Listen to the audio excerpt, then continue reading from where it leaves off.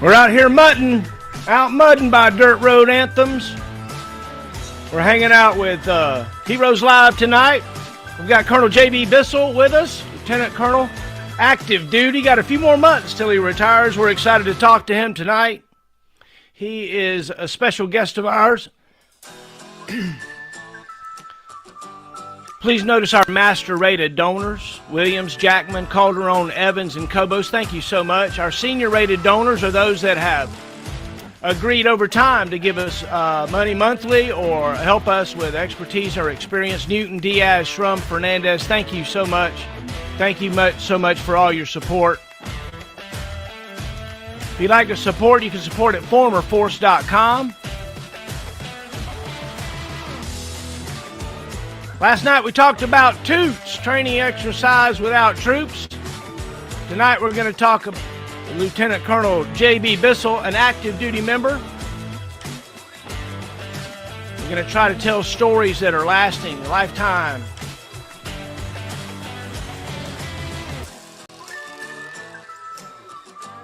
What's this about? Realized in 2016 that my buddy Maggot, he couldn't remember what he did yesterday, but he could remember the old days. So I called him up on the phone and recorded it and started Heroes I Know. Did several interviews back then. Sergeant Mason kicked it off again in 2021. He found out he was sick and in the hospice, and he couldn't even talk because of throat cancer. And I thought, why haven't I continued Heroes I Know? And so joined us. Joe designed a coin and a T-shirt, and here we are with Heroes I Know.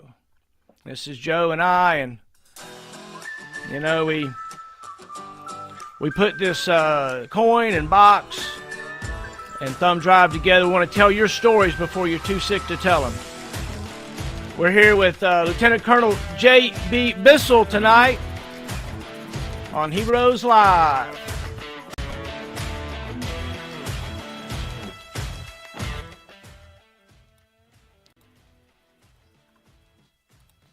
Hey, sir, thanks for agreeing to hang out with me tonight. I'm really excited. I sure do appreciate it.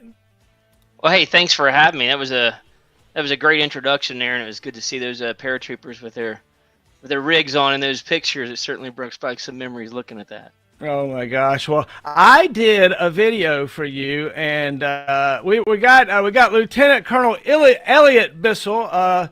He's put his fake name out on the internet, so that's what we're going with, okay? But JB's here with us, and I want to play this for you. You know, if you don't mind, and let's watch. No, I don't. I'm curious of what you pulled off there. It let's check it out, everybody. Here we are with Colonel Bissell.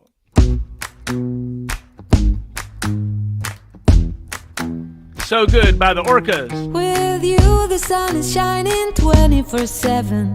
'Cause when we're together, it feels like we're in heaven. If it will get dark, you'll be my million stars. I know I can lean on you. Ooh, you catch me like a leaf falling from a tree. If I be a shooting star, you make a wish. No, I don't fake this kind of feeling, never felt so real. My heart is on the table 'cause you're my everything. I do, I wanna marry you. 'Cause when you're around, I know it's true. The way you make me feel is so good, baby. So good, so good. Every single day we spend apart, I wanna be with you. Baby, take my hand, hold it tight just like you do. Feels so good, so good. When I wake up in the morning and I see your face, I'm becoming blind by your dazzling grace. What a beautiful feeling to be close to you. There's nothing else I wanna do. Ooh, and from the fields of flowers you chose to pick me. You're spreading sugar on my misery, and I don't fake this kind of feeling, never felt so real. My heart is on the table 'cause you're my everything. I do, I wanna marry you. 'Cause when you're around, I know it's true. The way you make me feel is so good, baby. So good, so good. Every single day we spend apart, I wanna be with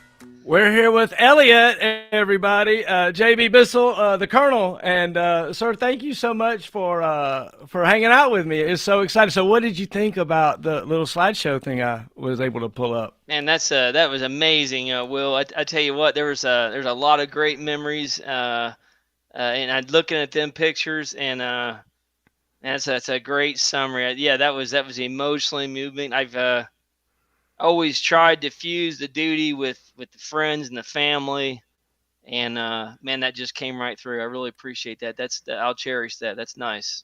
Yeah. It was really interesting how I took the information that I saw in front of me and developed a story in my head that I didn't fully know. And it was neat to get a message from you this morning, and let's get things shored up and got things fixed up. I'm here with Colonel J.B. Bissell, everybody, and we're going to tell a story about, where he's from and what he did and what he's good at, and maybe where he could do something better sometimes, and advice he might could give to us. He's going to tell us his favorite song and all those kinds of things. So, where are you from?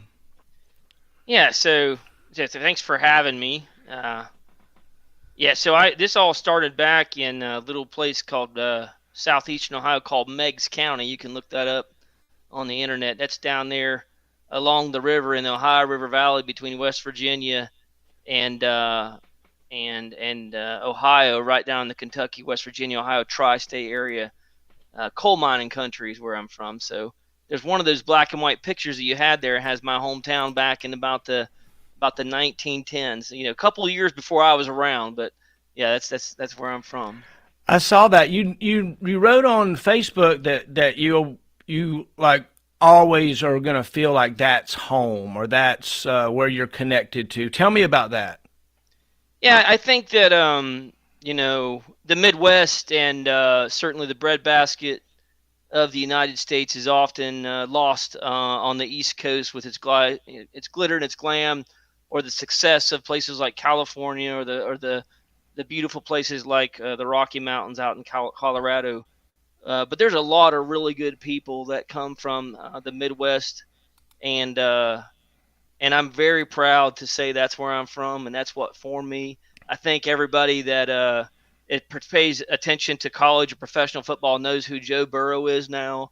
So Joe Burrow's mom is a principal back in my hometown. So he grew up. Of course, I was gone years, but that kind of work ethic, that kind of drive. I think the people back there that kind of grow up in a kind of a hard scrabble place form something in them that I just identify with, and I go back there frequently and stay in touch with my people back there. So you're one of those guys that think it's worth being from somewhere. That's a really good question, and I absolutely think that's true. I think that we can always go, but who we are when we grow up, the family and environment, and then the actual geographical and cultural environment of where we grow up really shapes us when we become young people and then get into our 20s and 30s, and that's really kind of who we are. We can change and modify and improve that, or actually detriment it.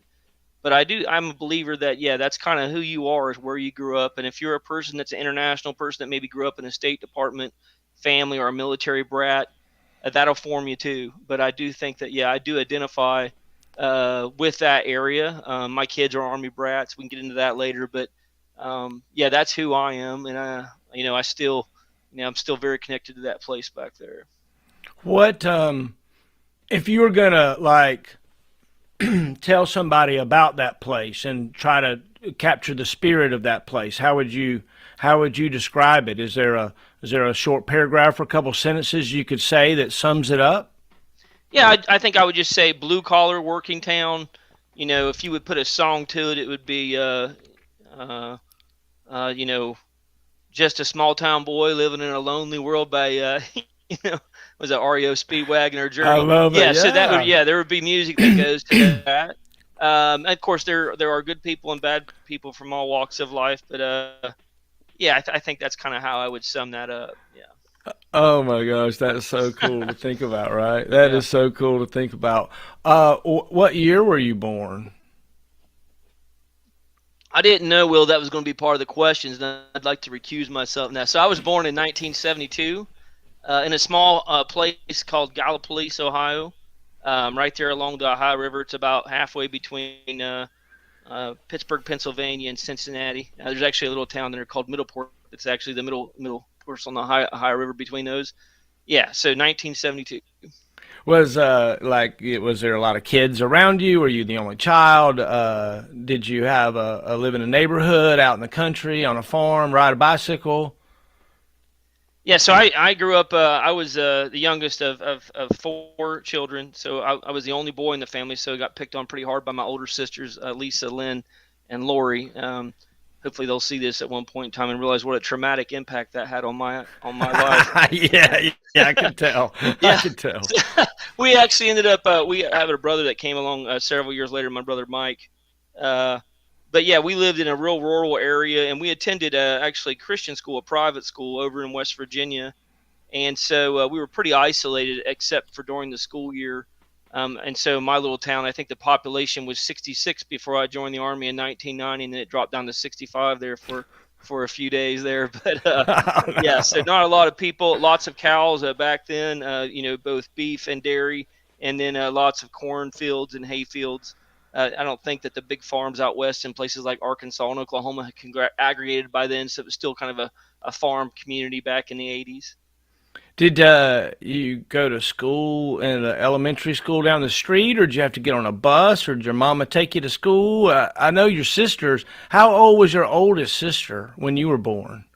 She seemed really ancient, I say that for the purpose of hoping she'll see that one day. She was, I think, 7 years older than me. Okay. So when I went to kindergarten, I think she was in maybe fifth or sixth grade. And so we actually we carpooled for the most of my life until I was in ninth grade. We went to go to Christian school, which is about 30 miles away. So my mother would actually take us 30 miles one way and then drive back home and then 30 miles back. So about 120 miles a day, 5 days a week, just to make sure that we were educated in the manner of their faith and my mother and my father's faith. So my sisters are all, one's 1 year and a half older than me. The other's 3 and the other's 5, maybe 6.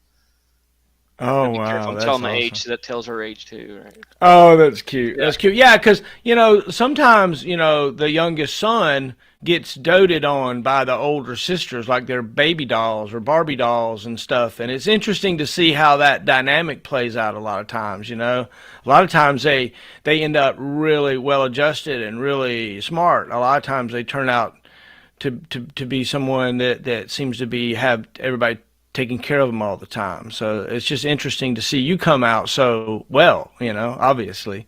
Well, I don't know. I think that's arguable, right? So I think that perhaps I can take care of myself, but I aspire to have someone take care of me.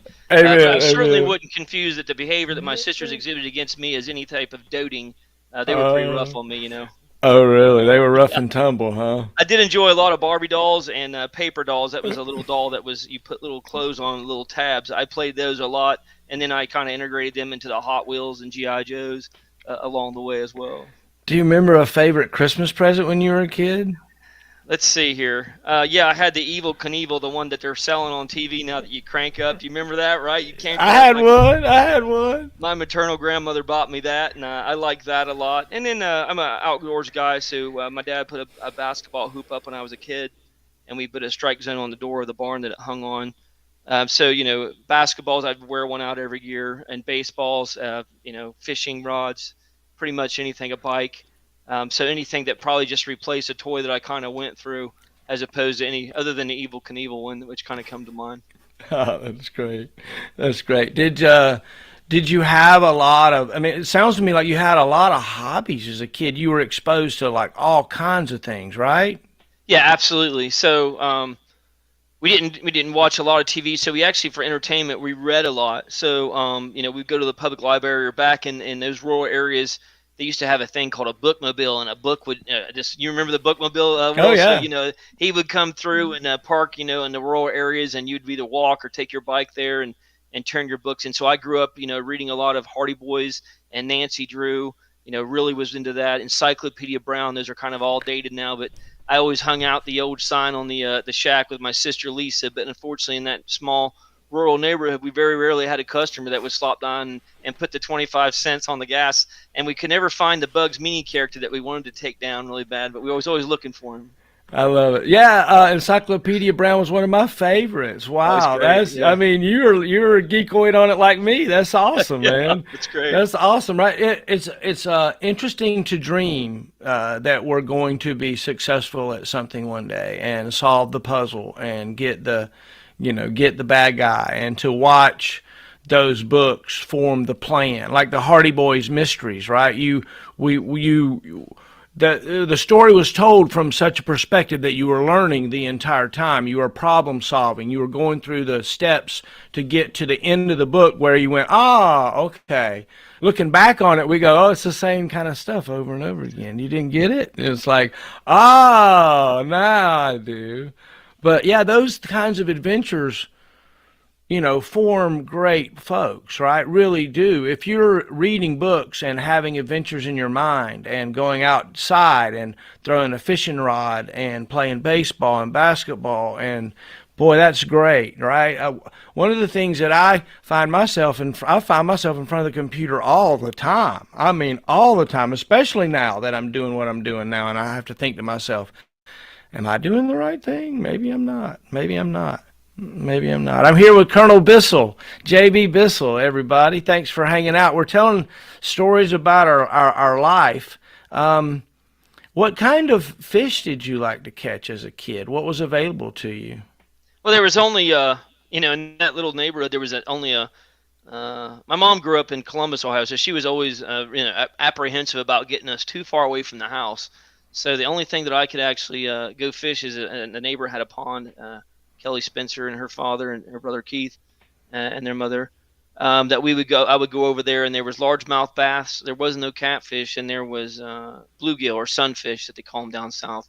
So most of the time it was that, and occasionally my dad would take me down to the Ohio River, and we'd fish for catfish. And it was notorious in Ohio River for large catfish. I don't think we ever caught anything above 3 or 4 pounds, but just the excitement of that, that creature on the other end pulling, and there for a minute you were not sure if what it was, and it's just fun to pass that generation down to my son later, and even now, at half a century old, when I feel that tug, just for that second, it's still exciting. Did you set the hook? Did you miss him? Did you get him? What is it? Oh yeah. Tell me about those adventures with your dad. Is that something that happened a lot, or is it? You obviously enjoyed things like that, right? I did. My dad's a construction worker, so he owned his own business. He built houses and residential construction, remodeling, things like that. Self-taught man, brought himself up by the bootstraps. He actually was born in 1946 and suffered from polio during that epidemic back there, and almost didn't make it. So he,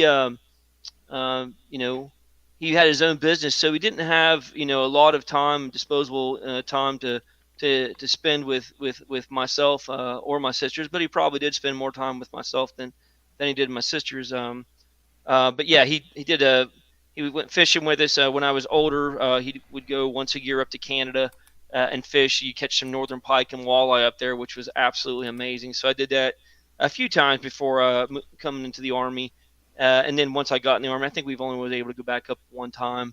But yeah, no, he just different era, busy with his work and taking care of the family and putting food on the table and clothes on our backs. I think is the way he used to describe it. Yeah. I got a feeling you might describe your mother as a godly woman or a praying woman. Yeah, she certainly is. Yeah. I think that there's been many things in my life that probably her prayers has, and along with my grandmother and my father, probably by the grace of God, maybe I wouldn't be here. Not only just things that we traditionally think about in combat, but just a quick story. I was the old M35 A2 Charlie Deuce and a half. So I'm sure you remember that. I see that smile on your face. But I was a mechanic when I first come in the Army, and you're 19, you go to advanced individual training, and you're out in the unit. And I was in a very small bay with two deuce and a halves beside each other, and I was walking in between them, and there was another soldier in the one on my left, and he had started up, and for whatever reason I moved, and his boot had slipped off the clutch, and he smashed the deuce and a half in front of him, and I had just left there maybe a couple seconds before. And for whatever reason, as I look back on my life, occasionally, because you think you do that when you get a little older, I don't know what spared me from being killed that day, but I certainly thank the good Lord, and I thank my mom's prayers, that, and maybe a little bit of luck in there. Amen. Amen. Right. They say there's no atheist in foxholes. What? Tell me a little bit about your spirituality. You shared a little bit about it just then, but what is it that keeps you going in the long dark nights when you got to make it to the objective, and there's something that seems to carry you during those dark hours. Is there something that you could talk about? Well, certainly, I don't mind talking about. So I am a believer in the Protestant and Christian faith, in Jesus Christ. I'm also a guy that grew up in a real kind of stringent Christian home, and so I never really cared for hypocrisy. So I can't sit out here and profess a faith that a lot of my people know I don't probably live day to day. So I do try to do the right thing. My motto in my life, I think, and I've certainly tried to live this since I was a kid, is do unto others as you would have them do unto you. I call it the golden rule. And, now that I'm the old colonel and I put out my policies, it's right in my policies. I expect everybody here to follow the golden rule, and try to, extrapolate that beyond myself. But certainly no one wants to do that if you're not doing it as well. And certainly I have a litany of things I've screwed up over my life. But I do believe that spirituality, for whatever that is, and I have a friend of mine who's a recent immigrant into the United States and the state of California, who's a Muslim, so that we Abrahamic faith we certainly don't be. But I've watched him over the since he personally saved my own life potentially a few times in Iraq as my translator, and I watch him watch his faith and how that's a component of the fabric of his being. And so I do believe that spirituality is something that's important to all of us. It's a component of who we are. Yeah. Amen. Amen. Amen. It's obvious that, your grandmother and your mother's and your father's prayers, are working. So yay, yay, yay. I'm glad that you're here with us, and I sure do appreciate it. Tell me about, graduating high school and, going off to the next thing. Was it the Army right after high school? That was the next step, or was there a break? Or tell me about that. Yeah, well, so I had I don't remember this, but my mom told me when I was 5 years old, I told her I would be a soldier. I saw a soldier with maroon beret on when we were down in North Carolina. I'm sure he's a brag boy. But I don't actually recall that. I remember when I was 14, I have an older cousin, Jeff, who's actually my older sister's age, and he had went in the Army. I think I was in ninth grade.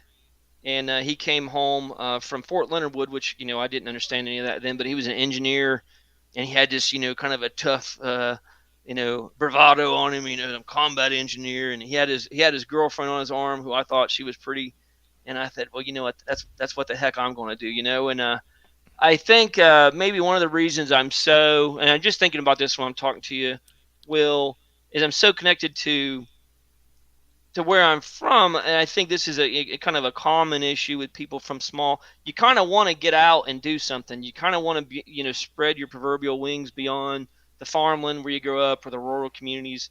And so I wanted to get out there, and I was pretty adamant that I didn't want to go to college, and so I had a great recruiter that started looking at me when I was in 10th grade, and I talked to him. So he knew he had me on the hook from 10th grade all the way till I graduated. I was easy money for Sergeant First Class Stubbs. I'm getting ready to retire, and I'm going through everything and found his name on my initial enlistment contract. But yeah, so I graduated in, I think, June of 1990. I worked at McDonald's for a couple months in the Ohio University area in Athens, Ohio. And then I left on my first airplane ride for basic training in 5th of September 1990. Yeah. Oh, wow. Yeah. That's awesome. That's like right about Desert Storm kicking off about that time. Yeah, so I think Saddam invaded Kuwait on the 2nd of August. And so for me going through, I wanted to be an airborne ranger, but, you make these choices in life, and I wasn't sure I would like the Army, so I decided I would try to pick up a skill set. So I enlisted, because my recruiter, and they would never lie, said you can always re-enlist for whatever you want later. So I decided I would try to learn a skill set as a mechanic, because I had a bit of interest in being a mechanic. And so I enlisted as a 63 Bravo, and I thought if I like this, I'll change into the 11 Bravo and go to Ranger School and go to jump school. Um, but So Saddam Hussein, I think, Iraq invaded Kuwait on the 2nd of August, sometime in that time frame. And then, the 82nd got on airplanes, and George Bush famously said, "This will not stand." And so when I went to boot camp and then AIT, I went to Fort Dix, New Jersey, and I was what you called a Dix to Dix. So you go to boot camp and then AIT, and our Christmas exodus, as they call it, I think the young soldiers still call it that in the TRADOC units, was canceled, and I went straight through until we went off to for what ended up being the Fort Jackson, South Carolina funnel to get our chocolate chip uniforms and get on an airplane and take off to our next rendezvous with destiny, right? Oh, so you exited training and flew off to meet your unit, your new unit that has already deployed? So that's a fascinating question. There was no unit. It was a replacement funnel based on what they thought would be casualties. Which was, kind of a hard thing to understand as when you're a 19-year-old kid. I'd turned 19 during that time frame.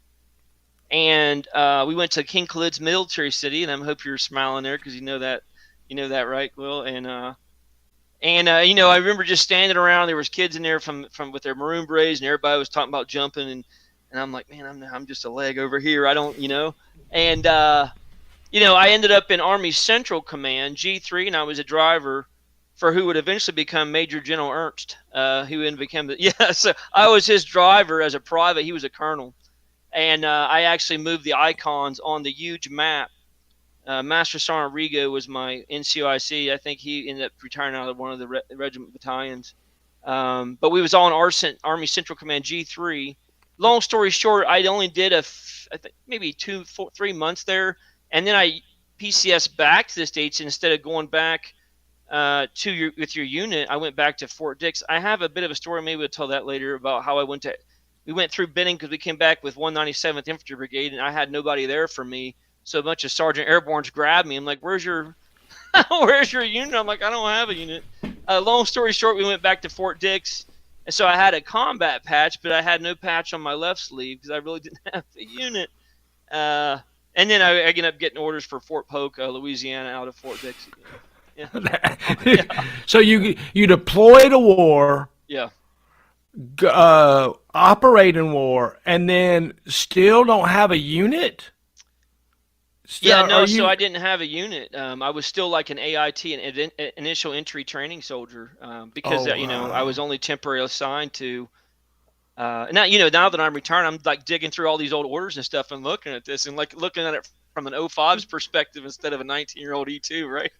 So you were just sitting in a warehouse waiting for somebody to die, and they were going to be like, Bissell, over here, and hand you orders, and off you were going to go? It was actually a big white tent is what it was. So saw Scud missiles getting hit by Patriots there, right? And it was a pretty so I was there the night the Daharan warehouse was hit, I think, and we saw that there was several Scuds that night that hit. So then we put gas and put our M17 Pro mask on. They had their atropine injectors. Just went through all this training, drill sergeant. I know how to do it. But yeah, pretty interesting. Good memory, or maybe not a good memory, but certainly a vivid memory. Now that you kind of tugged it out of me there, Will. So one of the interesting things about that, right, is you got to think about who was the cadre that were watching over you folks, right? I mean, y'all probably had a couple transition students or something that had some rank, but I mean, they had to ship a whole group of folks over to manage a bunch of privates with nothing to do, right? Yeah. I honestly, it's interesting you say. I remember my basic training drill sergeant, and I remember my AIT drill sergeant.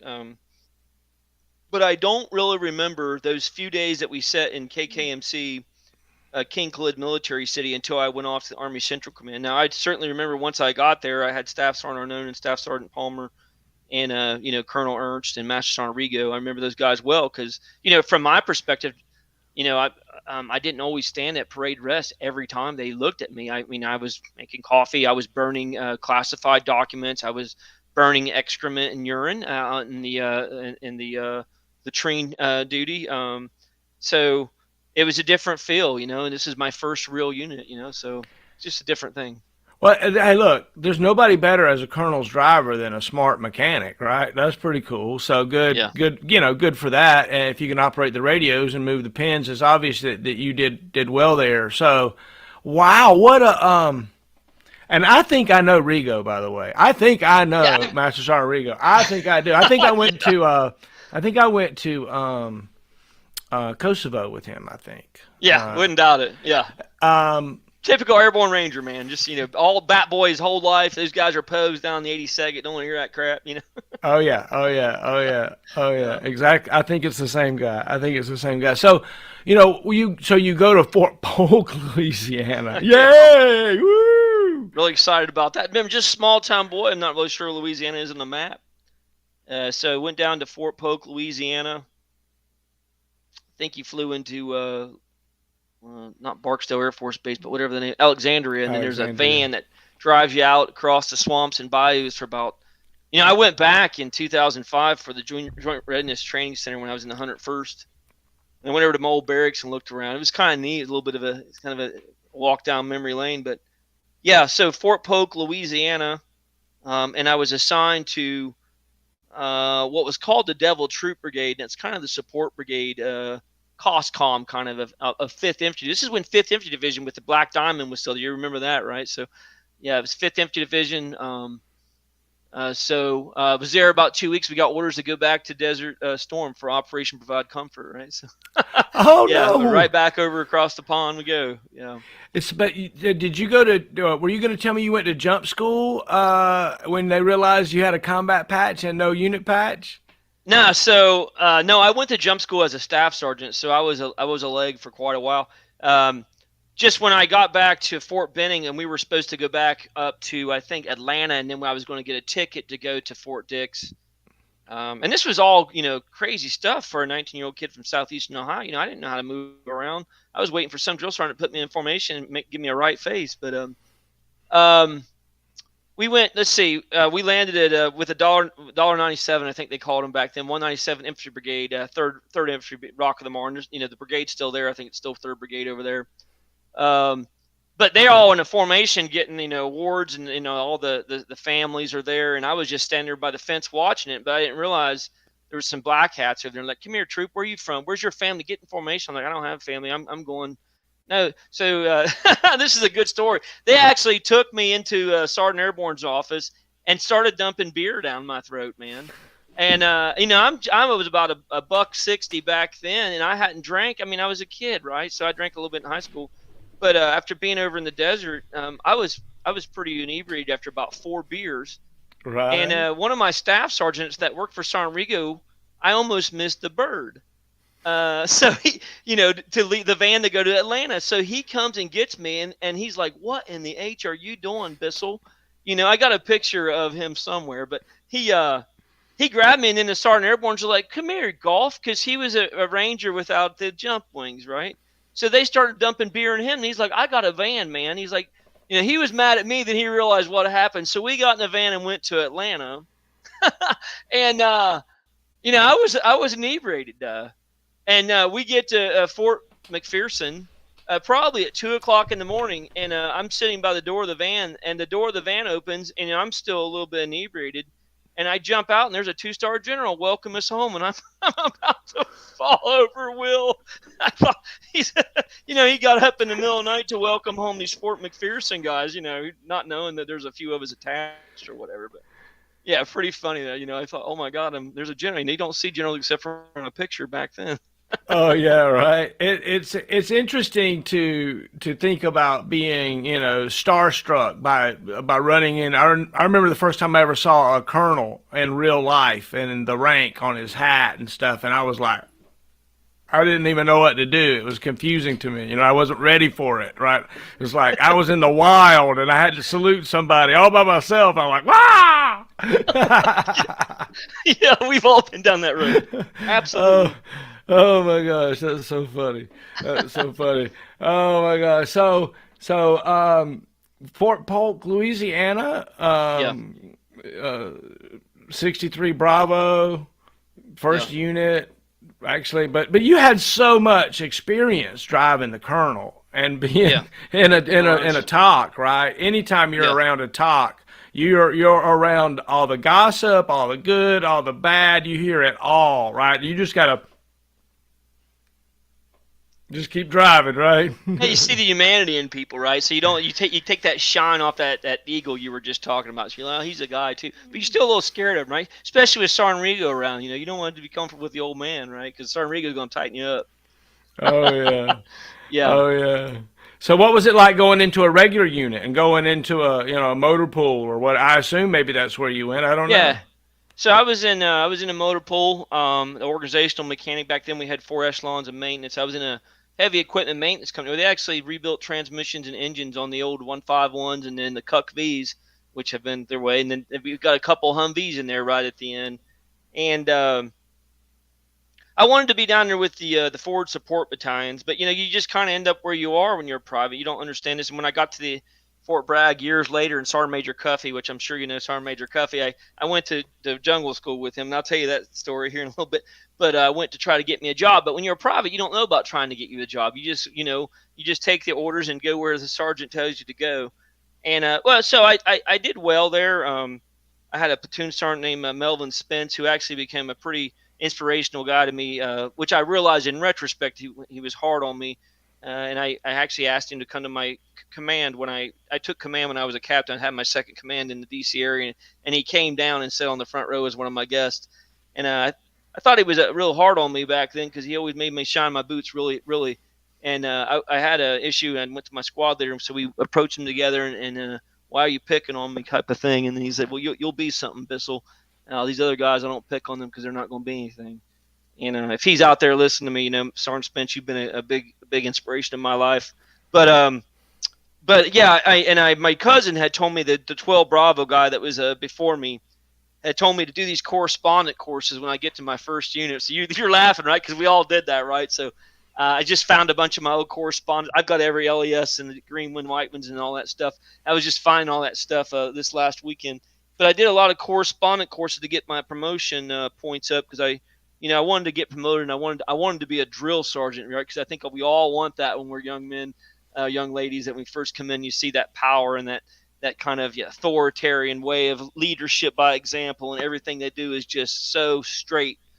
So at your first unit, that's one of the things I really ran into is I saw some NCOs that and some officers that I wasn't really impressed with. I'm in probably almost a year at this point. Like, well, these guys aren't that squared away, and then I realized, if I apply myself, I can have a bigger piece of the pie. And I think, back then we ironed our uniforms and shined our boots every night and had open ranks inspections every week, usually every day. And my buddies who I drank a lot of beer with at Fort Polk, because there's not a lot to do down there besides fish and drink beer, and hit all of the bars out there on near Leesville. But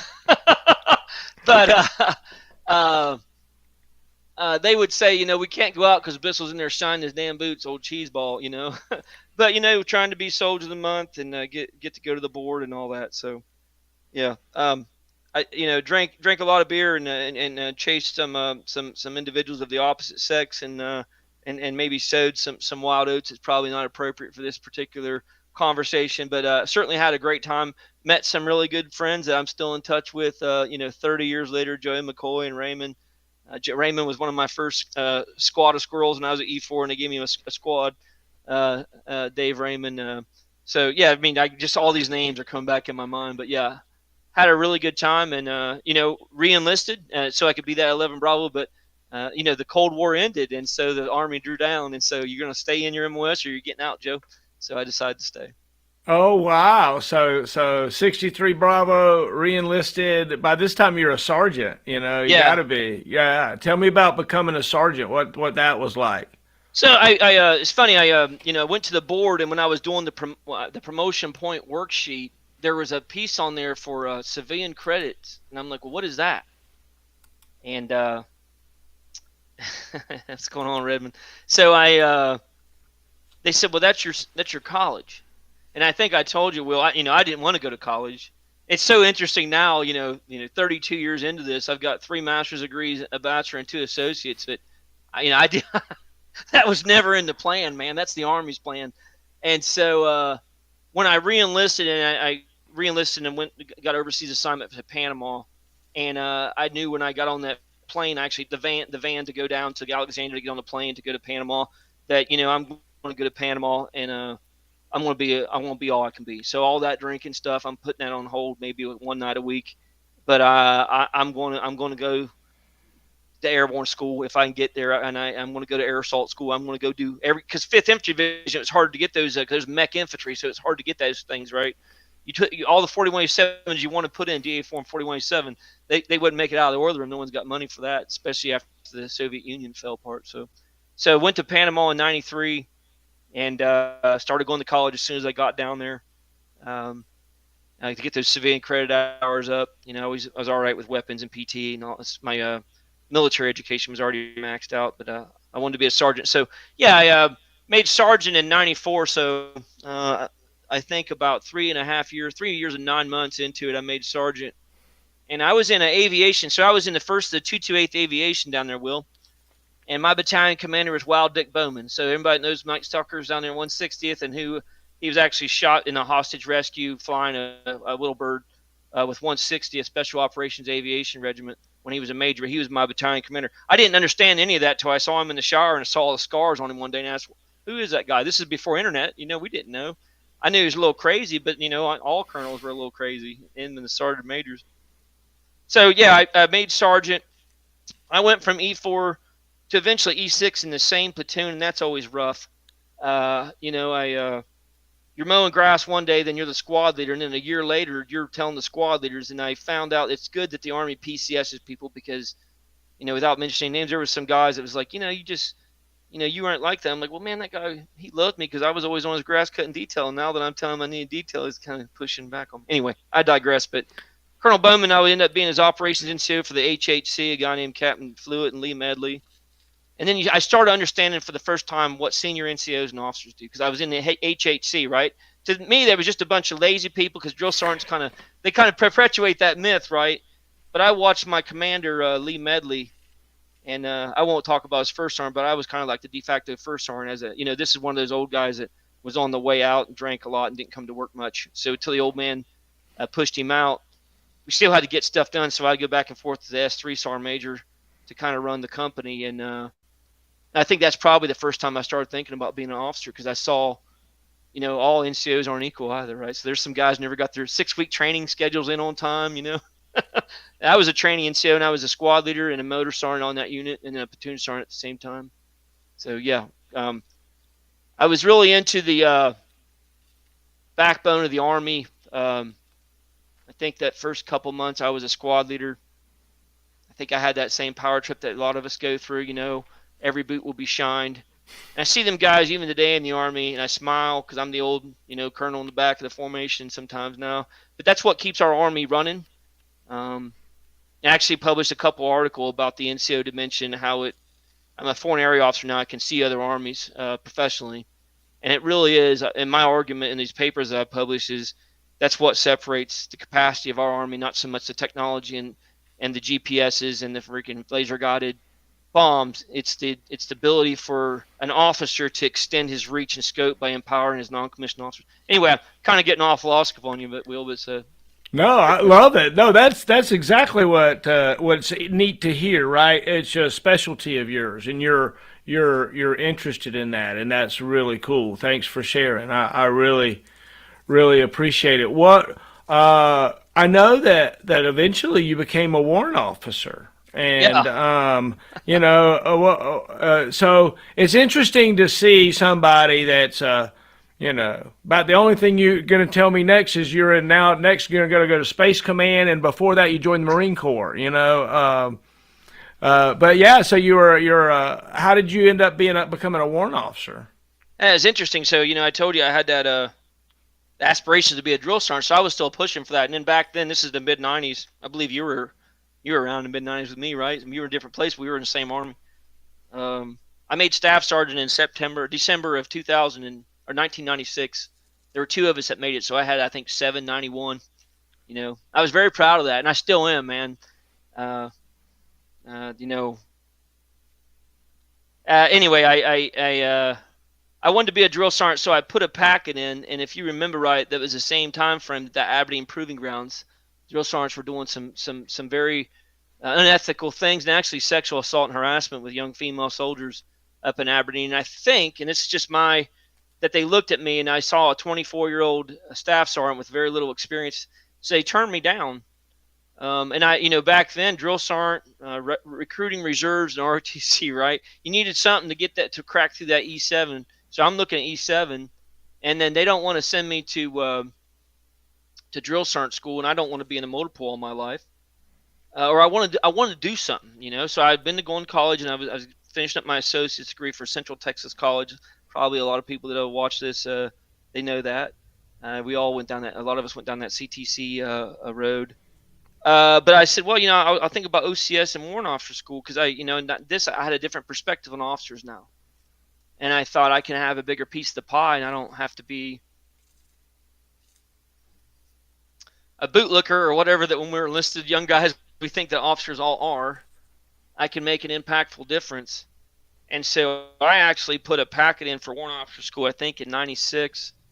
Of course, it went off in the mail. This is before email, and I PCS'd to Fort Bragg and got airborne school finally. So 7 years later, I ended up going back, found those same NCOs. A couple of them are still around there because it seems like the guys over there in airborne school stay there.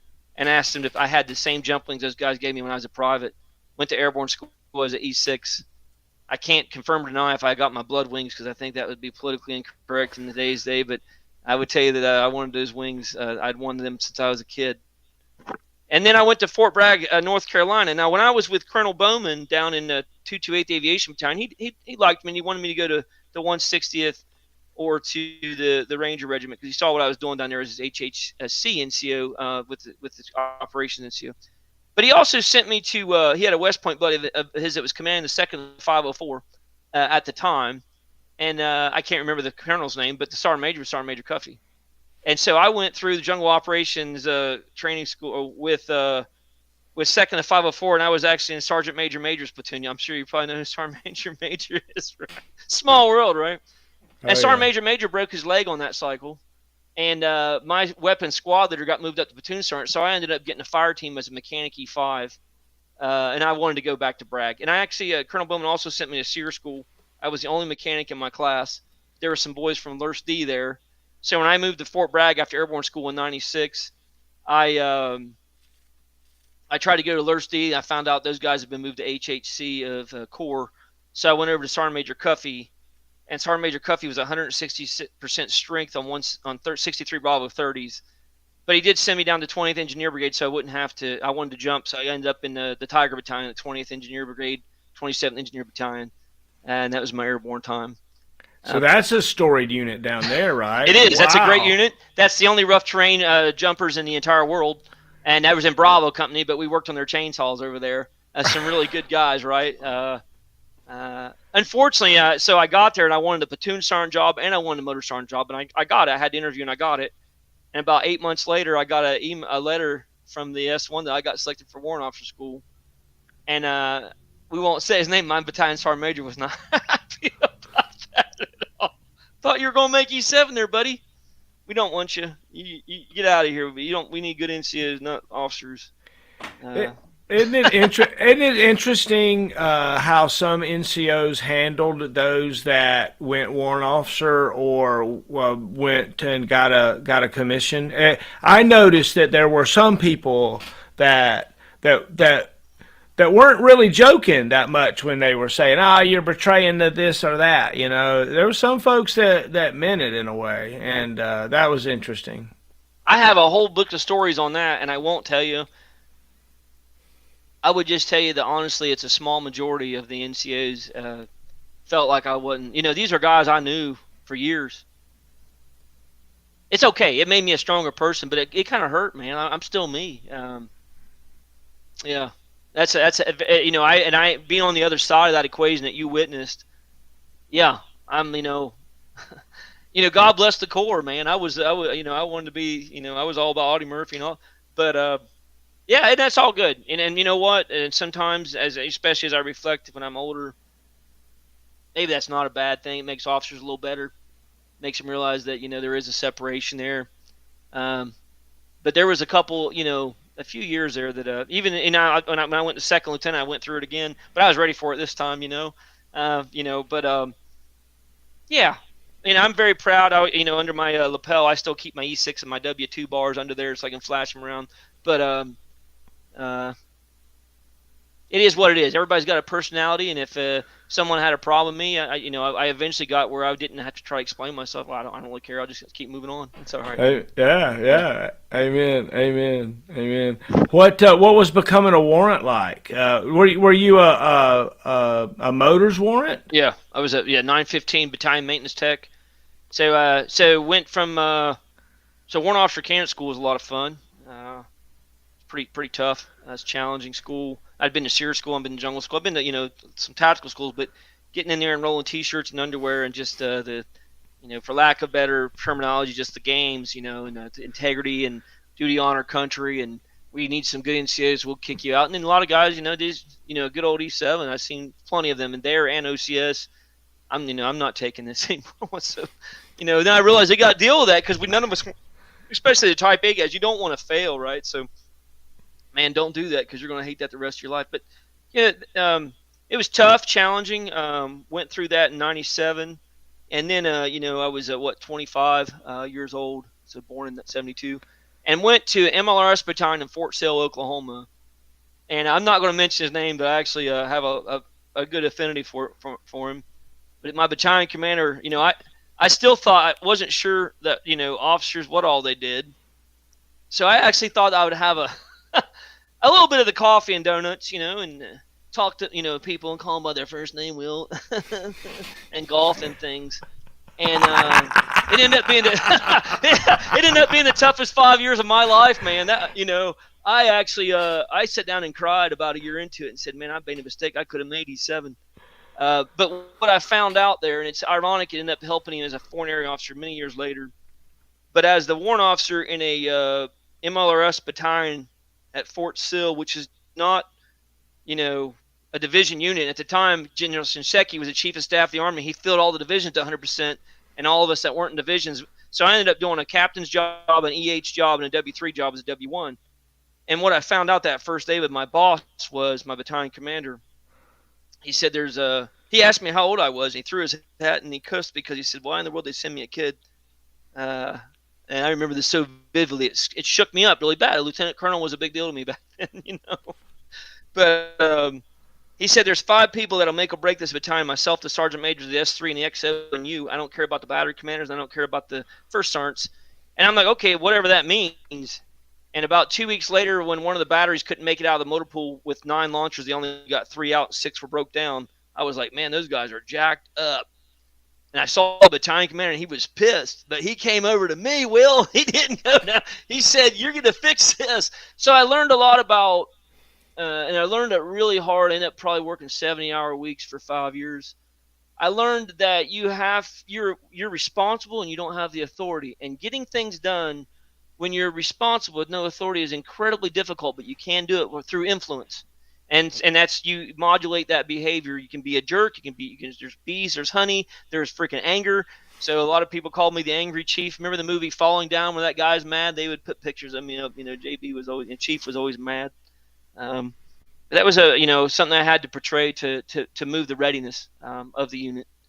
And just kind of keep going on that. So we ended up 3 years later. We won the second place in the entire world for the best maintained unit in the world, the Army Award for Maintenance Excellence, and then we won the whole thing the year I went to OCS. So, and by that time we was getting into the arms room and fixing the first sergeant's lawnmowers, doing preventive maintenance and plugs and air filters and weed eaters, and people like Chief's got his hands everywhere. So it was time to me leave that unit too. But yeah, that was tough 5 years, man. I always thought that warrant officers would sit around with their feet up, drank coffee, and grew big mustaches and complain, and it didn't quite work out like that for me. You missed the memo. They didn't teach you something properly in the school or something. Something happened. You were absent the day they showed you how to do it, I guess. It depends on the MOSs, man. I'll stay out of that topic. I'm gonna make some people angry if I say that. But yeah, just I think it don't. There's people that are enlisted. There's people that are officers. And there's people that are warrant officers. That if you're in a certain job, it could be an M2 NCOIC on a range. If someone gets hurt, that bubble's on you, And in that particular unit, if we couldn't shoot, move, and communicate, it was Chief Bissell's fault. Oh, yeah. Or at least I felt like it was, yeah. Well, the colonel said it was. The boss man said it was. He laid that down to you day one. You knew it. You were like, whoop, pucker factor. When he changed command a year and a half, 2 years later, he pulled me aside, and it was good. And I have he made me a good man, and I appreciate him holding my feet to the fire. I was a young punk staff sergeant wearing W1 bars, and he made me grow up a little bit. Wow. It's good, yeah. So isn't it interesting how wise you think your leaders are until all of a sudden you find yourself wearing the same rank they wore, and you're looking around going, I'm not as smart as that guy, I don't think, We all go through that, right? Or you question what they're doing, and then you end up doing the exact same thing and going, man, I didn't so they call it emotional intelligence now, right? But back then it was just like, maybe I shouldn't pass judgment so fast because I've already freaking burned a couple times when I thought the guy did something wrong. In reality, I probably would have done the same doggone thing if I looked at both sides of the coin. I think that humanity in general is kind of myopic and self-centered, and we kind of think about ourselves, and we don't understand empathetically, especially what our leaders are going through, or sometimes even what our subordinates are going through, right? Yeah, absolutely. So, all right, so you did 5 years. So hold on, so you've already done like 11 years already? Is this right?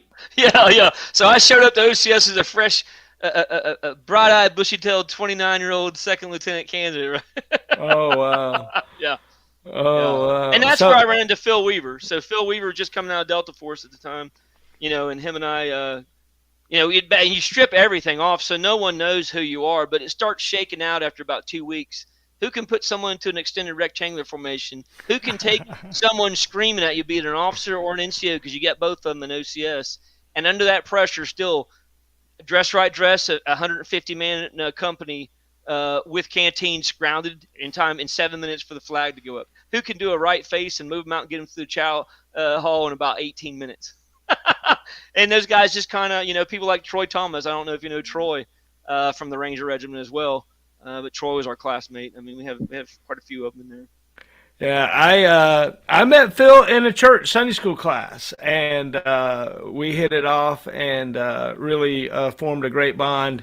And during that time, I was a jump master instructor when I knew Phil, and it was just great times. He was a great, wonderful guy. Is a great, wonderful guy, and I miss seeing him this weekend. I was hoping to get to see him, but we weren't able to get together when I was up there in Fayetteville. Tell me about OCS. I mean, you shared a little bit about what made you decide to go to OCS. How'd that come around? It's like, let me just try that for a while.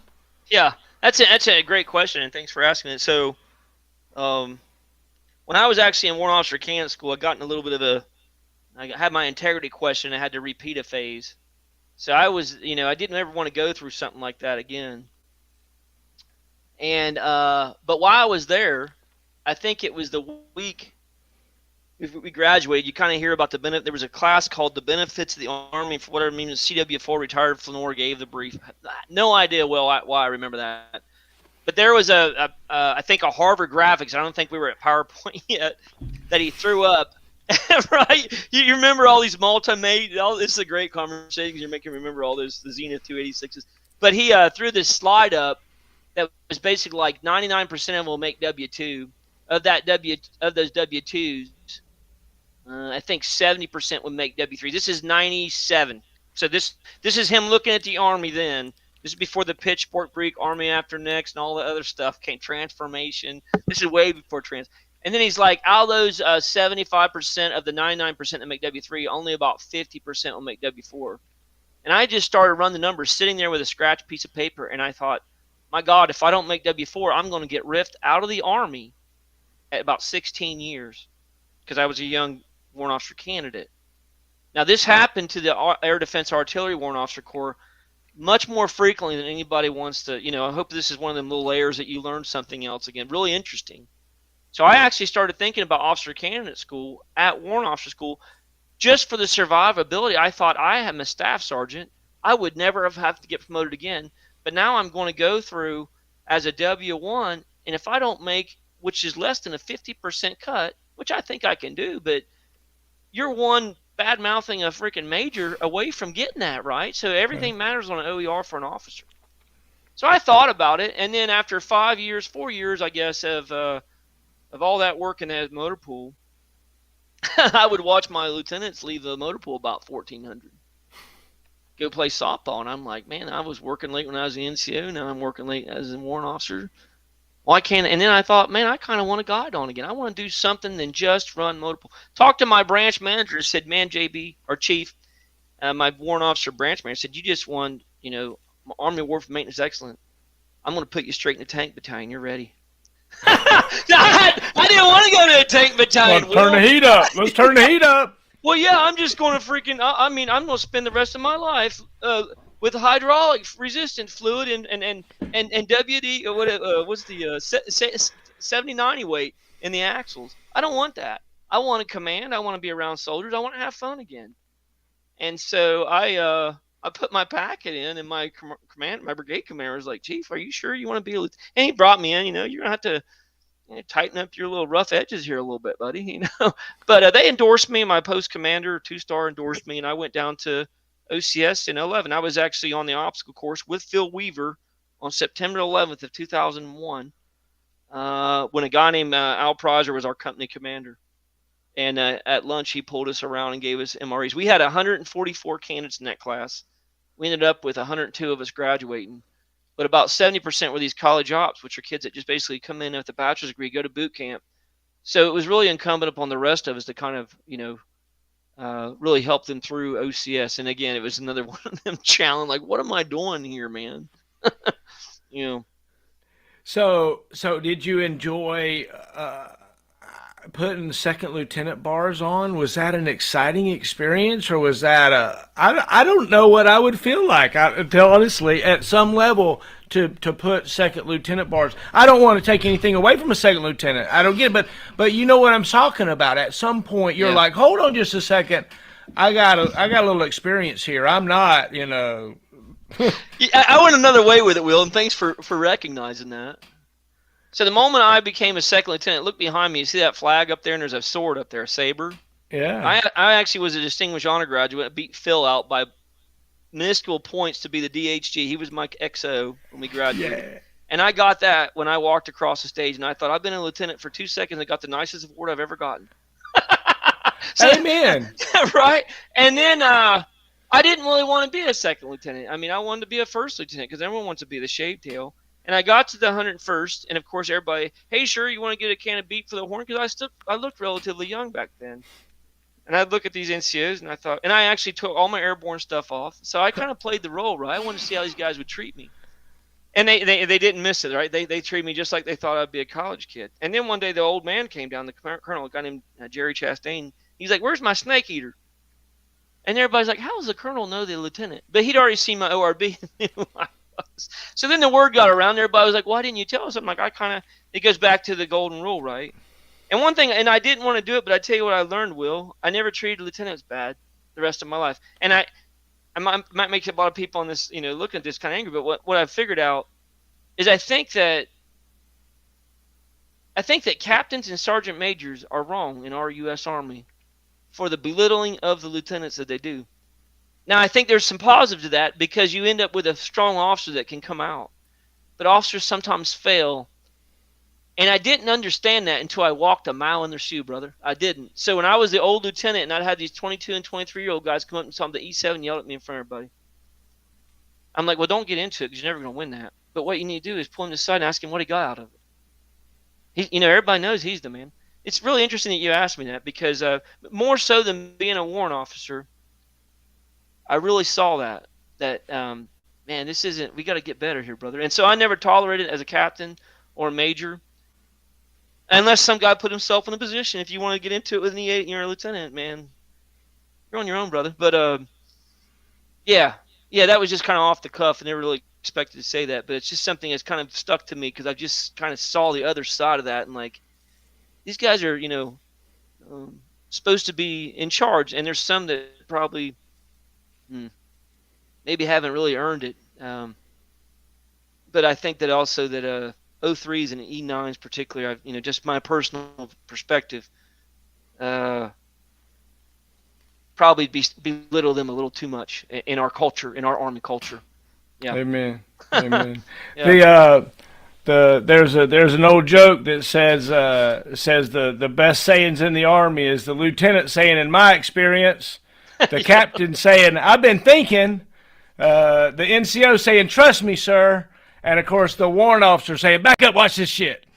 Yeah, I walked all of those, buddy, and I've actually said each one of them. Amen, right? Amen. Amen. Oh Yeah. my gosh. So tell me about being a lieutenant. What was your branch? Where did you go? What did you do? That's a boy. I mean, they didn't make you a maintenance branch guy, did they? They did, and I mean, I kind of wanted it, and guess where I went?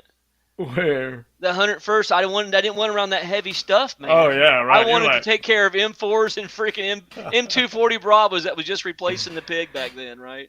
Oh, And of course, I end up with Humvees and Avengers, and we have logistics trucks that as a maintenance guy. But I just kind of thought that was my bread and butter. I think I was 29, getting ready to turn 30, and I had a daughter. My daughter was born in '98, so she was 3.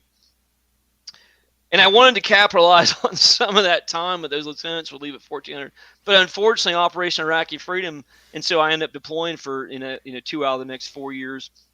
But I enjoyed my time as a lieutenant. I felt like I was in my comfort zone. I didn't have all that responsibility and authority issue that I kind of explained, which really pressured me pretty heavily, I felt, as a warrant officer. And I had good NCOs,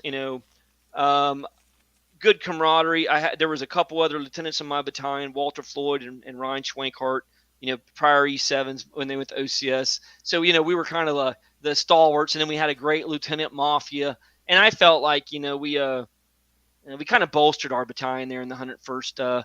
We went through the transformation, ended up with the 506 Currahees. So best unit I was ever in, not to say anything bad about the other ones, but just really like Colonel Tom Vale, our brigade commander back then, and Colonel Butts down there in the battalion, 2nd Battalion, Red Currahees and White Currahees, and Scott Coy was our battalion commander. And I just really liked it. Went back over to Iraq with them in 05 and 06. So, a lot of and then, I got to be careful with the brag guys. I know proliferate this. So, but, as a 27 engineer guy that was a mechanic with dump trucks, all I did was chase jumps, and, I had to work on the dump trucks on weekends and at night. So I'm not a grunt, and it's just like I got to quit chasing jumps so I can, do my stuff, and that kind of affect the morale of the mechanics and some of the operators. So I liked it that the whole half-fast full blast, right? So you never kind of finished anything out and brag. But I thought in Campbell you kind of had the best of both worlds. So you had the same kind of airborne soldier mentality, but kind of some of that testosterone was a little bit modulated, and so you could actually get things done.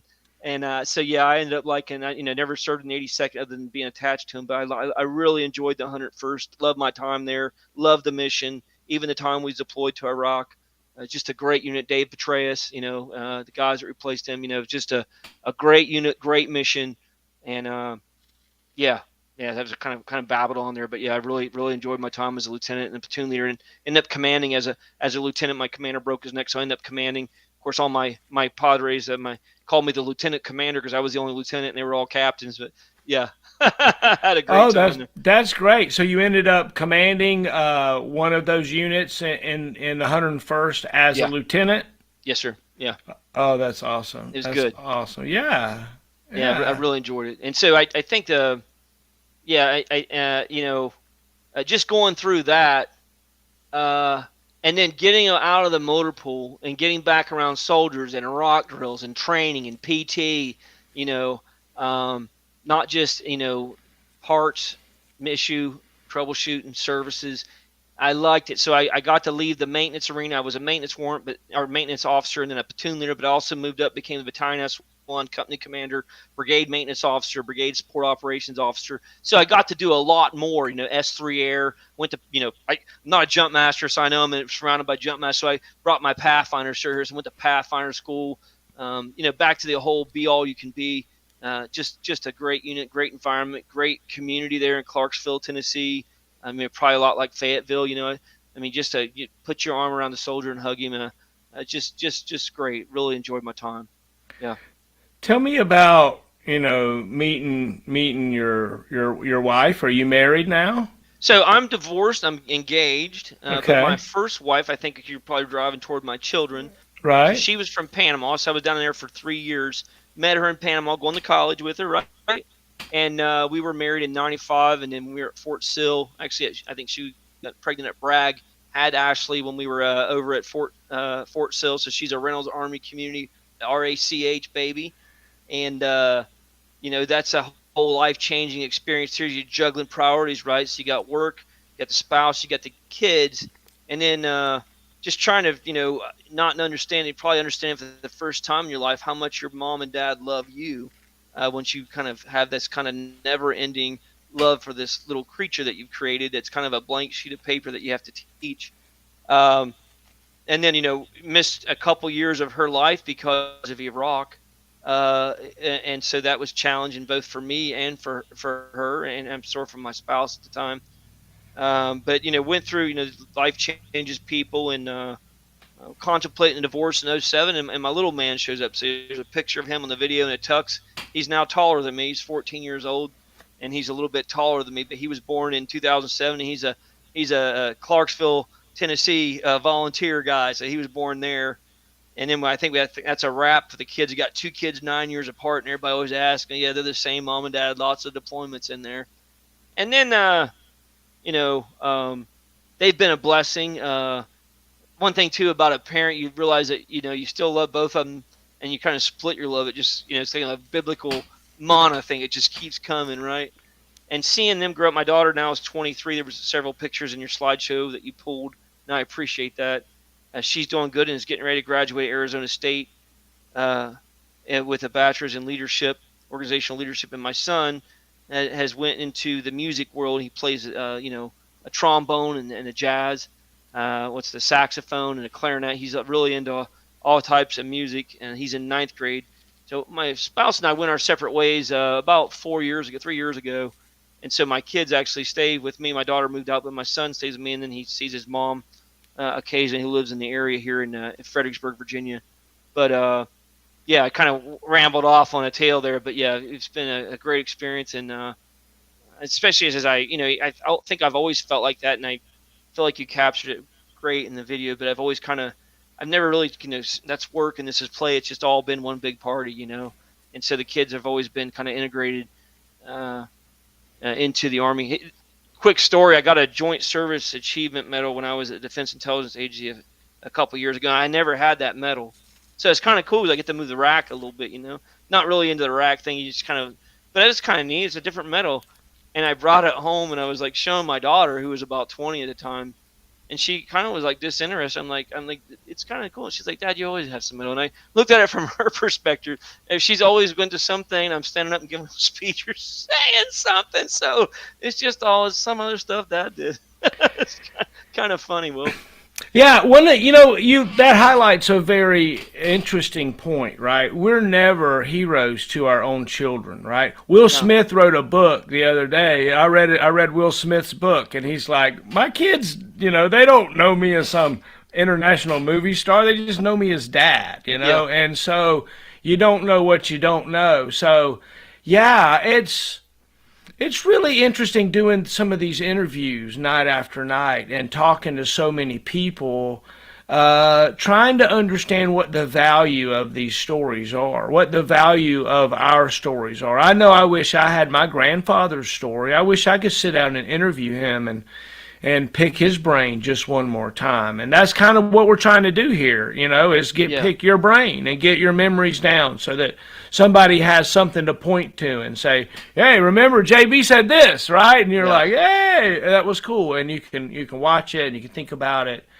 and we can direct love that way. And you can send messages, to your loved ones in the future. They get to see and hear from you, and we're gonna put it all on a thumb drive and put it right there, and send you a coin with a serial number on it and a little box, and pray that that your relatives fight over it one day, and Yeah. and they'll send us a video, and then after they fight over it and they send us a video, then we'll send them another coin and duplicate it or something, and give them one each or something. I don't know, but we really, I appreciate you being here and talking to me and telling these stories. It's really neat. I can't. So, what kind of unit were you the commander of It was as a a maintenance lieutenant? unit, right? Okay. Yeah. So it was the main support battalion back when we had them. I think we went back to them now. I'm a foreign area officer, so in some ways I'm really kind of disconnected from our army and know more about other armies than my own army. In some ways, I feel, gosh, I shouldn't say that out loud, but yeah, but so yeah, it was just a maintenance support battalion. So we were called the LIMCO, the Light Equipment Maintenance Company. So night vision goggles, weapons, Avengers. We had some Avengers. We did all the levels of maintenance on, to include the division support supply support activities. So that was always the SSA was a challenging mission of that. But again, great soldiers. It's funny, and I don't want to get on too much of a tangent here, but we're watching this Russian atrocity that's going on in Ukraine right now, and all the loggies like myself who grew up a loggie, who grew up as a logistics maintenance guy, the quote unquote unsexy piece of the war. General Pagonis moved mountains back in Operation Desert Storm. One of my first cool things, I had a certificate of achievement from him as a private. But that's tough stuff, and the Ruskies don't have it right, and I love it. And, on a tactical level, I'm just hoping that the Ukrainians, can just keep hammering them supply lines, and I hope that those logistics guys are kind of undisciplined and yeah, they can't get the class 3, 5, and 7 down to the doggone maneuver commanders, and it's killing them. I love it. We all wish we could move our own little chess pieces on the board and see how we could make the outcome different if we were going to be the tacticians, right? Absolutely, yeah. Absolutely. Oh yeah. Yeah. So after command and the next level, where do you go from there? So I actually, so we come back from Iraq in November of 06. It was a really rough year.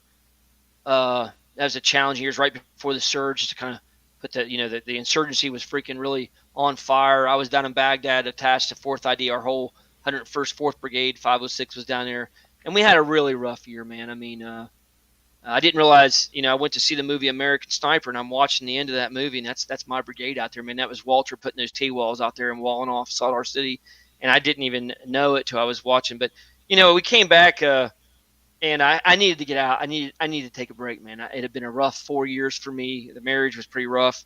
And so the Army sent me up here to Washington, D.C., and I ended up in a unit called Army Test and Evaluation Command up here in Washington, D.C., and like, what is this? I didn't even. I'm a little embarrassed to admit this, Will, but I didn't know what a combatant command was at the time. I was a captain, but in my entire life, from private to 03E, I had been at the tactical battalion and below level.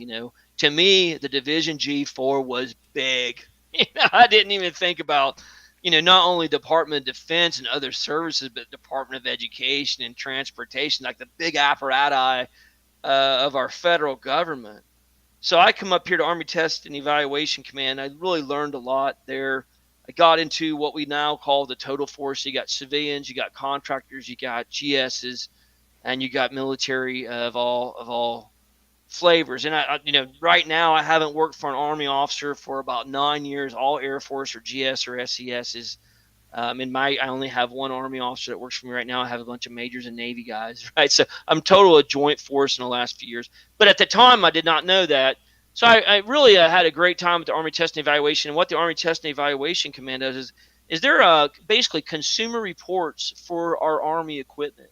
So when the Army acquisitions, whatever they're going to acquisition, boots, the Army combat helmet. I was the test officer for the Army combat helmet. We take that thing to different labs and blow it up with all kinds of stuff to see how it would do.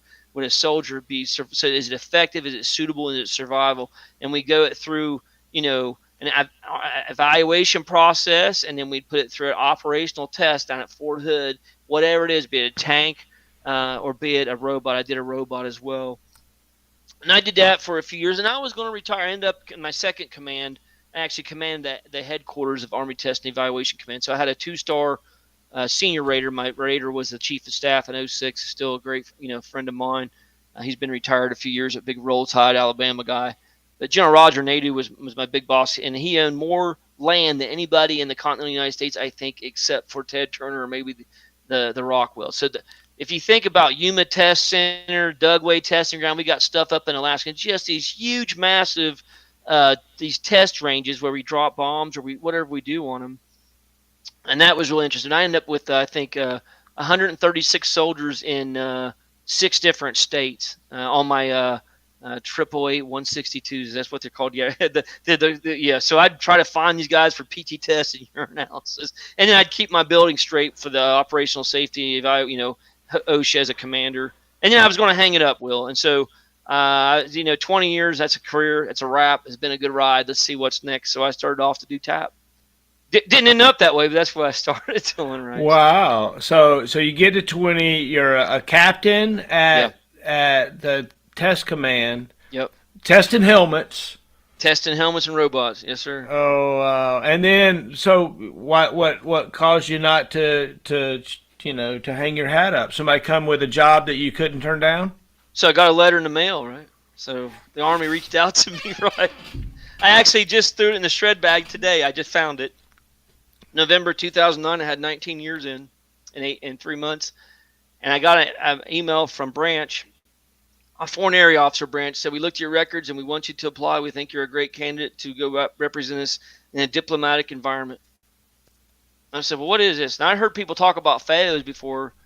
I don't know what you know about FAOs, but it's just a bunch of guys running around with politicians and drinking booze, right, in foreign countries. Oh, definitely. I agree. That's got to be it. Well, I'm domestic, but I'm still drinking the booze and hanging out with cool guys, right? So I threw my name in the hat and got selected. And then I was off to so I hadn't been in the captain career course because I didn't need it because I was this warrant officer guy that knew everything, supposedly, right? So I went to captain career course as a major. And then I went from there to the Defense Language Institute where I learned Spanish. Since then, I picked up some Portuguese. So Latin America, the combatant command of Southcom was my AOR, which is about 24 countries in the Western Hemisphere. So the FAO ride has been really interesting. Working really well above division at the combatant command levels where we have what we call service component commands, Army South, Army North, Air Force South, Navy South, so NAV South. These are things, and those are like force components that actually feed out of the operational force like the 82nd or the 101st or 3rd ID, and you put troops under the Global Employment Force and the chairman of the Joint Chiefs Staff into wherever it's going to be assigned over the course of a year. And that's a little bit complex, this conversation, but it's kind of interesting, right? This is something that a mechanic from Fort Polk would never have been able to understand. It took a long time to grasp that. So I went to DLI for about 8 months to learn Spanish, and then I went down to Peru for what we call the interregional training. So I was stationed at the U.S. Embassy in Peru with about 8 other military of all services to serve on the country team for the U.S. ambassador that's representing our country to the country of Peru. And what you find out in each of these embassies where we have diplomatic relations, you have a security cooperation office, or Office of Security Cooperation, and the attaches, 2 kind of different sets of people, both filled by FAOs, foreign area officers, that represent our armed forces to their armed forces. And kind of geopolitically speaking, what we want is we want that country to pick us as a partner as opposed to our geopolitical competitors like China and Russia. Fascinating stuff. So in the country of Peru, for example, one of the things I worked with them on is they have T-55 and T-62 Soviet armor. That's who they have for their existential threats, who they deem to be Chile and internal. But the problem is when the Soviet Union fell back in 91, the logistical manufacturing pipeline dried up, and they couldn't get road wheels to replace their T-62, T-55. So we tried to figure out, well, do you have welders? They don't have that MOS. They had to contract that out. So you're dealing with complex issues with a partner nation trying to fix logistical problems, which is kind of my skill set, kind of what I come up with. So just a really interesting world, looking at the world from an outside perspective at how people look at the United States, tearing down stereotypes and unfortunately maybe sometimes creating stereotypes, but just trying to learn how to be a diplomat, hanging out with the Georgetown, Harvard educated kind of guys, the hippies, kind of like, peace and grease, man. Here I am thinking everything's solved through a kinetic, or the stereotype, I would think everything's solved kinetically. That's not true. The foreign area officers really bridged that gap well. But absolutely, I'm so happy I stayed around and did it. Learned so much about the interagency. I learned so much about our fellow man, our fellow military. I learned so much about how great our non-commissioned officer corps is, and by gosh, we could fix a lot of the problems in our partner nation if we would just empower their enlisted guys. And that's not a knock on any particular country. It's just an observation. Anyway, I digress. But yeah, really interesting stuff. Stayed there for a year, came back to the States, and part of that program, one of the reasons I stayed, they were going to send you off to get a graduate degree. So I came back and did the Command General Staff College over at Fort Benning at WINSEC, the Western Institute for Hemisphere International Security Cooperation. A lot of my classmates, I think there were 60 of us in that class, 45 of them were colonels and lieutenant colonels from other nations. So you build these lasting bonds going through U.S. doctrine. And then I did a Troy University master's degree, toughest academic year of my life, 2 master's degrees in 1 year, 1 in Spanish. And then came back up here and went to George Washington, got a 3rd master's degree here at the George Washington Elliott School of International Affairs. And then I'm ready. So then in 2015, I come out of the pipeline. I'm ready to be a FAO and go make policy for the United States of America. Yeah. Gosh, you need to get you should get to be a dentist by now, man. Come on. Too bad all that stuff don't equivalent to like a PhD or a medical doctor or something, right? I mean, come on, dang. I mean, can you at least give an IV, baby? I can. I got the Eagle First Responder and a Combat Lifesaver training from Fort Polk, Louisiana in 1992, so I can hook you up. Amen. Yep. I was proud of my Combat Lifesaver training, baby. Woo-wee. Will, my first school was at Fort Polk, and it was field sanitation school. Fingers, flies, food, feces. I can't remember the 5th F. Yeah, but I was telling my fiance just the other day. Face. Yeah. I come out there, and I thought I'm going to be walking around with the commander making command decisions. And when you go to the field, it's like you set up the, the porta potty or the latrine and make sure there's soap by the water. Move out. Well, I'm qualified. I'm the commander's advisor, right? Oh my gosh! It's so look. It is so interesting to look back on the early days of our career and just think about what we thought was happening and where we thought we were. Right? We were like, I'm straightening my little maroon beret, and I'm like, and you're doing the things you're doing about trying to, go to be a drill sergeant and stuff. And, just looking back on it, it's just great times. If you had to go live a year again of your life, where would you go? What year would it be? What would you do? You don't have to start over again, but you just got to live the year again, That's a great question.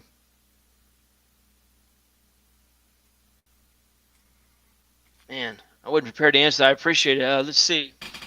I would have loved to live Fort Campbell, but without all the time downrange, and even that was okay. I loved the 101st. I'm always going to be a Currahee. I'm always going to be a Screaming Eagle. I'm a big King David. That's what we all called our boss, Dave Petraeus. I'm a huge fan. I'm a big fan of Tom Vale. I'm not an infantryman, but I've been beside him my entire life as a pogue, picking up their stuff and making sure their stuff's lit and being on the road with them. So, yeah, I guess it would probably be 2005 or 2006, yeah. Amen. There's something about being in a storied unit, conducting a storied mission that's been previously conducted by storied individuals, and you're carrying on that legacy, right? You're carrying on those times, and it's just your time to carry that pack. That's what you're doing. You're just carrying that pack. So when you can merge your life with the 101st Airborne Division. I think that's a cool thing. I think that's Absolutely. yeah, I have to agree with you. Yeah. yeah. Um, Yeah. if if you had to say this piece of equipment is the most hated Army equipment ever that I had to work on, I got a feeling it might be an MLRS, but I'm not sure. What kind of piece of equipment do you not want to work on? Well, I think that I would have two, right? So I would have the MLRS just because of the complexities of that piece of equipment, and I've shed some tears on that thing. And I was the chief, so that when it come to electrical or hydraulical troubleshooting, thank God for some total force contractors on the battlefield, because I still remember a guy named Tony. I'd be like, Tony from United Defense, man, I can't figure, and I can't figure this out. So there's two generators on that thing, and they both pump 440 volts. So 220, 110, but they get 440 volts because that's what it takes to run those servos. They get those hydraulic motors, so that thing will come up and spin. That's an amazing piece of equipment. But when you take GPS, pad system, position as determined system, lay all that in, and you put that in a tactical vehicle, and you put a kid in there that's 21 years old, man, they run that thing because they think it's an M1, right? There's some gray hair up in here, and a lot of it come from them kids out there at Fort Sill, Oklahoma, with them MLRSs. Long nights. It's a great piece of equipment. It's on a Bradley frame. But I just think that anytime that you take, Asmus, not Asmus, but what's the name of that piece of equipment? A gyroscope and GPSs, and you take a tactical vehicle in rough terrain, and you mash all that together, and you put live rounds on that thing that'll reach out with the ATACMs, 170 miles, precision fires. There's going to be some bugs in it, and they always seem to come up. But as a mechanic, the M35A2 Charlie Buddy, that was a tough vehicle to work on because most of them were built in the 60s and 70s, and they had been caulk painted a few times. So trying to get that caulk paint off of some of those huge bolts where you'd have to take a final drive or something off one of them things. I just remember, what we called you put a huge wrench and you put another one, a wrench to get you some more torque on it. I just remember at Fort Polk, Louisiana, just pouring sweat sometimes for 2 hours trying to get a bolt off and just swearing things, saying things that would have made my mom really furious had she heard me say it. Oh my gosh. Yeah.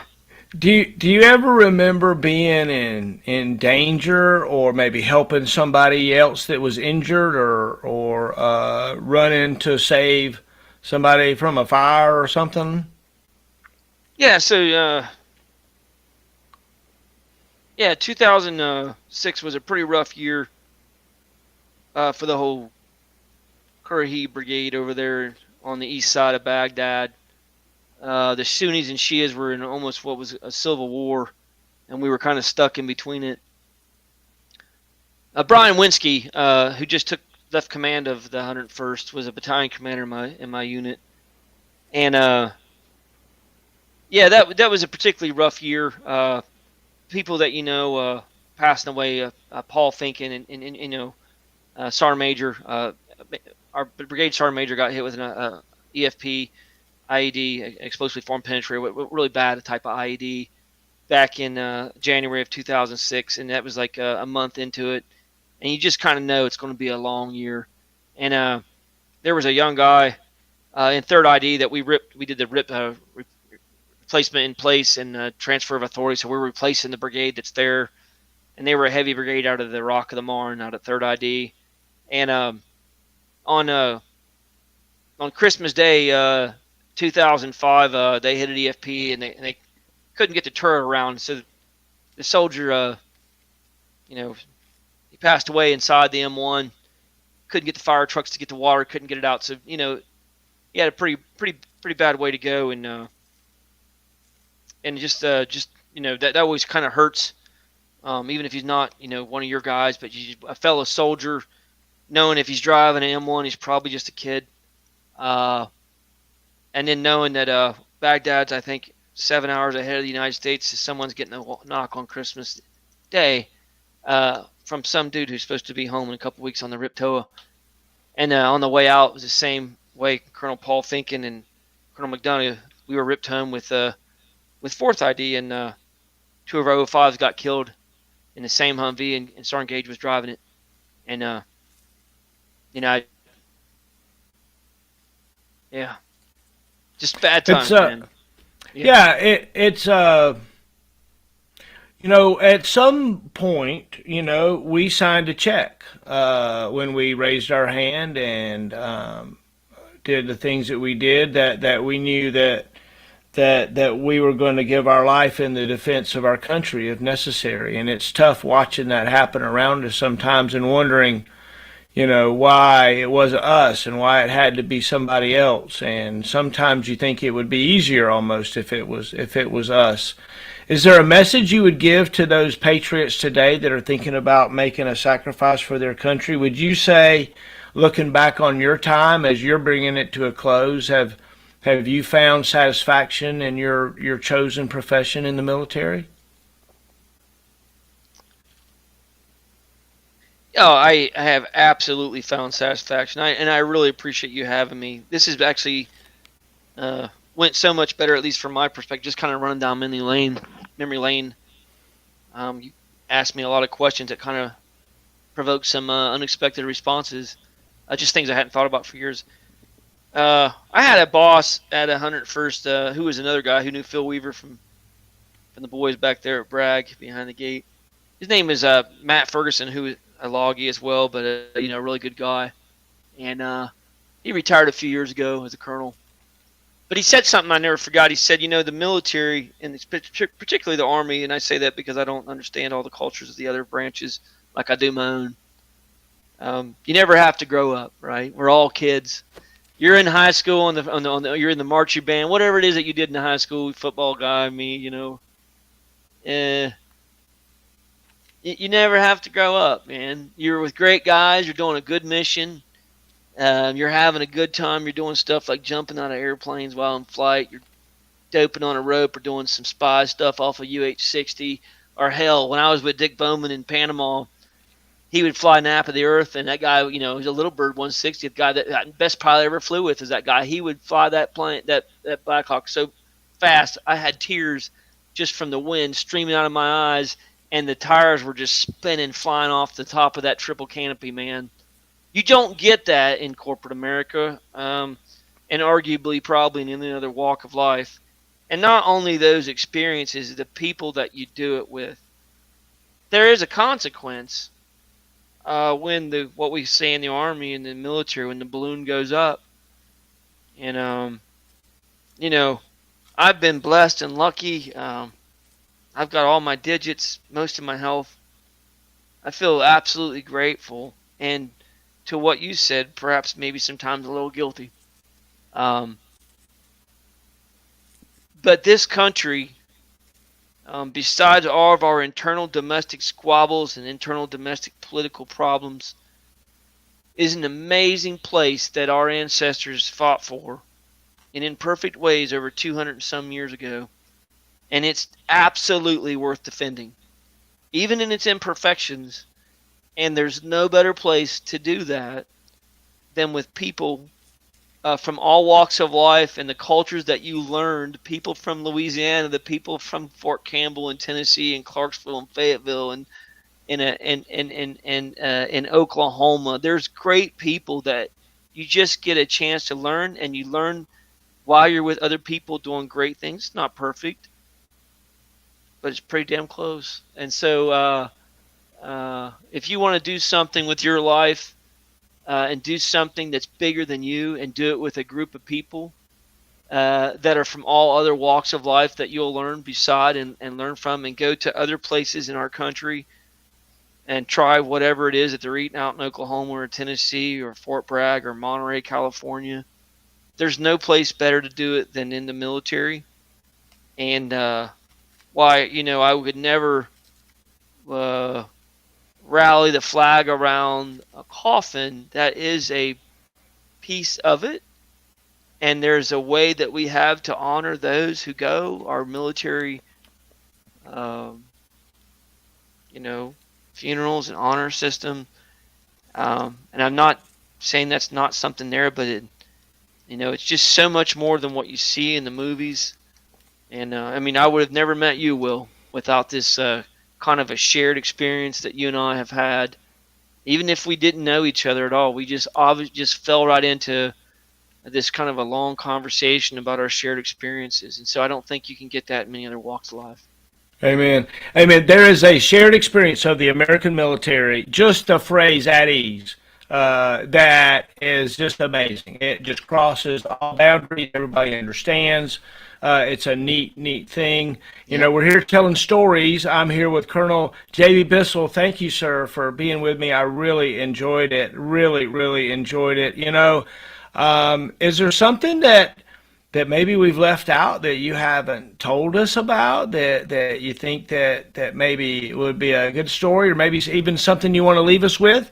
But eventually I would love it if you'd call your unit to attention and give a hand salute and sign out, at some point. Not necessarily right now, but I was just wondering, how would you leave it? How would you sign off? What would it be like? Oh man, I'm kind of contemplating that right now because I'm wrapping my career up. I'm looking at the next step. Can I grow a beard? Kind of looking forward to that. Wait, everybody joking. I got some hair left, so maybe I can get a little ponytail going there. Not going to walk too far on the wild side of it. I'm just kidding around a little bit. I just think that they're. I think that I talk to different people through my walk of life about the intrinsic value of service to others, and it don't have to be in the military, bro. It can be in the Peace Corps. It can actually be just going to an assisted care facility and sitting down and listening to people and talking to someone who don't have time. I personally do some volunteering with the youth. I have a lot of inspiration seeing the excitement that young people bring.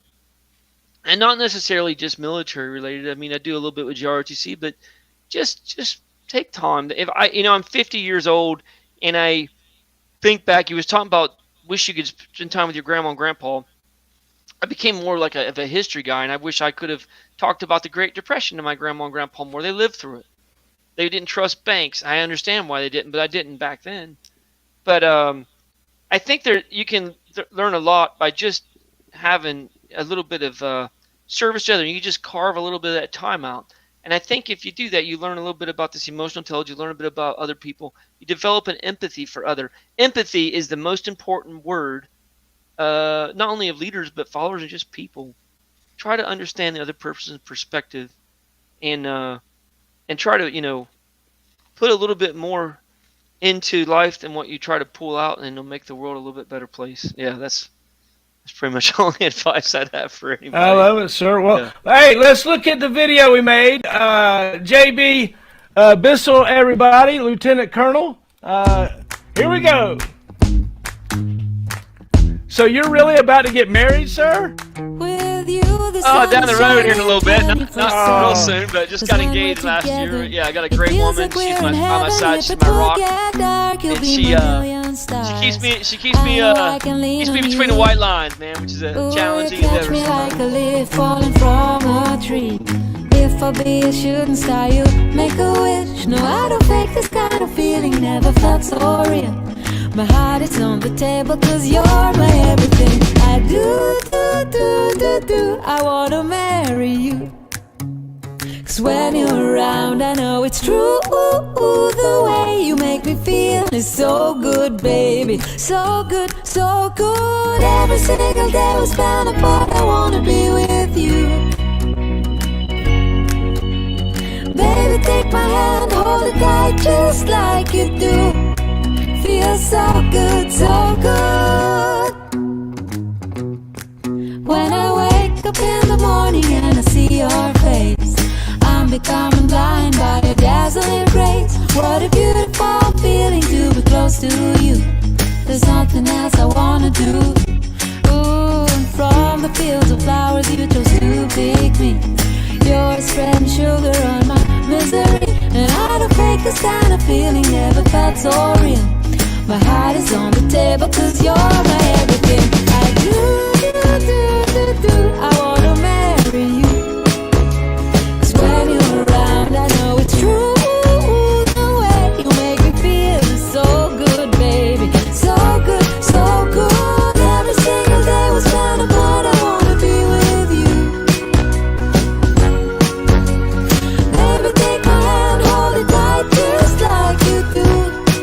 Feels so good, so good.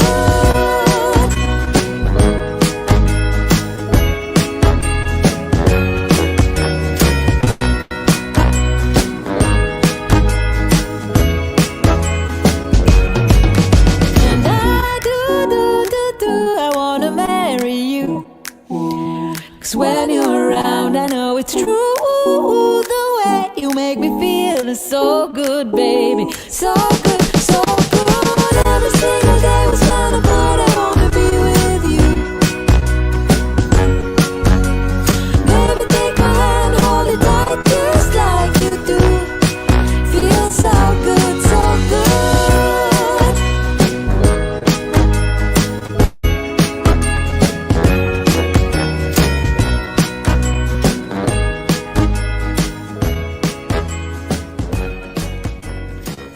Sir, it has been a pleasure. Thank you so much for hanging out with me. I really, really appreciate it. Lieutenant Colonel J.B. Bissell, everybody. Thank you, sir. Thank you so much for having me. I really appreciate what you're doing, and this has been absolutely amazing. I really appreciate it, Will. Thank you so much, and God bless you and what you're doing here. Thank you. Thank you. Thank you, Joe, and I appreciate it. Please support at formerforce.com. We'll see y'all.